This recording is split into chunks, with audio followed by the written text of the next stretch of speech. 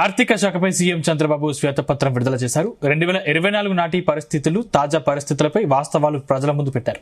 రాష్ట్ర సమగ్ర సమాచారం ప్రజలకు తెలపడం ముఖ్యమని సీఎం అన్నారు. ఇప్పటి వరకు 7 శ్వేతపత్రాలు విడుదల చేసినట్లు తెలిపారు. ఎప్పటికప్పుడు ప్రోగ్రెస్ రిపోర్టులు ప్రజలకు తెలియజేయాలన్నారు. ప్రభుత్వం బాగా పనిచేస్తున్నందుకు భోగపురం విమానాశ్రయం ప్రారంభోత్సవం నిదర్శనమన్నారు. ప్రభుత్వం పనిచేస్తే ప్రజలు ఎలా స్పందిస్తారో అన్నదానికి భోగాపురం ఉదాహరణగా పేర్కొన్నారు. ఎన్డీఏ ప్రభుత్వం ఏర్పడ్డాక బ్రాండ్ ఆంధ్ర పునరుద్ధరణకు చర్యలు చేపట్టామని తెలిపారు.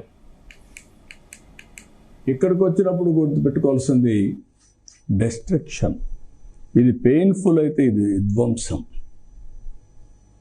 పెయిన్ఫుల్ భరించగలుగుతాం, విధ్వంసాన్ని సైకలాజికల్ ట్రామా కూడా అంత భయంకరంగా జరిగే పరిస్థితి వచ్చింది.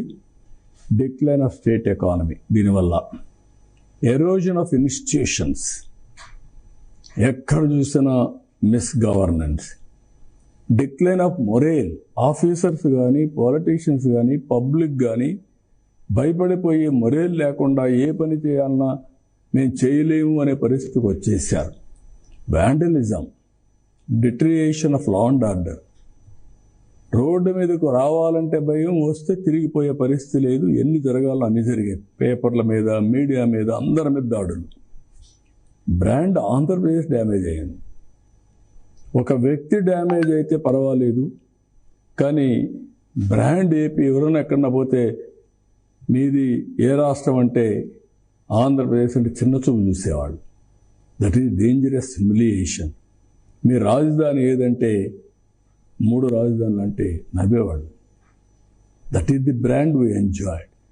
ఆంధ్రప్రదేశ్ ఇంకా మేము రామని ఇండస్ట్రీస్ పారిపోయిన రోజులు అవి. ఇక్కడికి వచ్చినప్పుడు historical mandate to NDA, revival, rebuilding start చేశాం.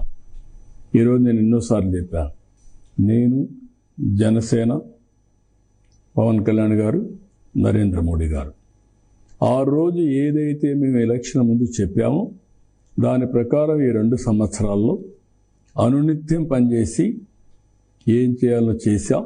కొంతవరకు సెట్ చేయగలిగాం. Reviving brand Andhra. Once brand Andhra revive అయితే మిగిలినటన్నీ కూడా ఆటోమేటిక్గా ఫ్లో వస్తుంది. కానీ ఇక్కడికి వచ్చినప్పుడు ఆ